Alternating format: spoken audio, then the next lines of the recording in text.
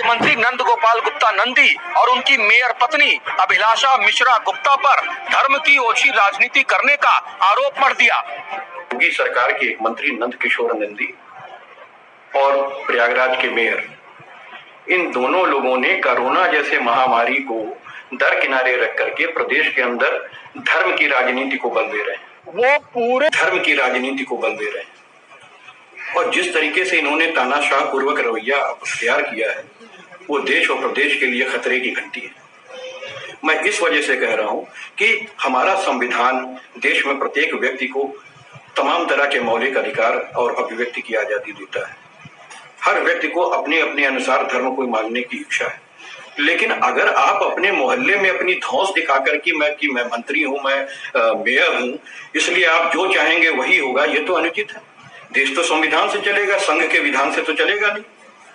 तो आप क्यों भगवाकरण करना चाह रहे हैं किसी के मकान का? जो वो व्यक्ति मकान नहीं चाहता है कि वो भगवा कलर से रंगवाए, उसको आजादी है, वो हरा पीला लाल कोई भी कलर अख्तियार कर सकता है। आप जबरन उसके कलर का नाम पूरे मोहल्ले का आप बदल दे रहे हैं और सबका भगवा जबरदस्ती आप लिखा दे रहे हैं। जो व्यक्ति स्वयं चाह रहा है कि आप भगवाकरण उसका करें, मकान रंगवा दें, कोई आपत्ति वहां नहीं है। लेकिन जिन व्यक्तियों को पसंद नहीं है वो कलर या वो अपनी मर्जी से कोई कलर कराना चाहते हैं, तो आप जबरन उसको भगवा कलर में क्यों रंगवा रहे हैं?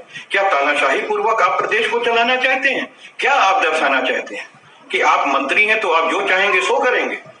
ये अनुचित काम है। वो लोग आपका विरोध कर रहे हैं, वो थाने के अंदर जाकर के रिपोर्ट कर रहे हैं। ये तानाशाही आपके सारे पूरा देश प्रदेश देख रहा है। ये तो बहुत ही अनुचित है और ये देश इस बात को कभी माफ नहीं करेगा कि आप अपने रुतबे का इस्तेमाल किसी की आस्था पर, किसी के विश्वास पर प्रहार करने के लिए कर रहे हैं।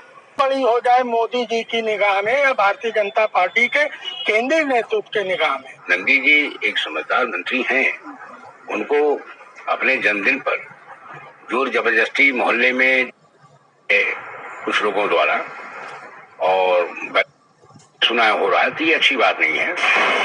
कुल मिला बाद एक बार फिर से भगवा पर जोर आजमाइश शुरू हो गई है। यूपी की राजनीतिक आंच पर सियासी रंग खूब पक रहा है, लेकिन सवाल ये है कि मोहल्ले का सौंदर्यकरण तो जायज है, लेकिन जबरन किसी के घर पर रंग रोगन करवा देना और विरोध करने पर धमकी देना, ये कितना जायज है?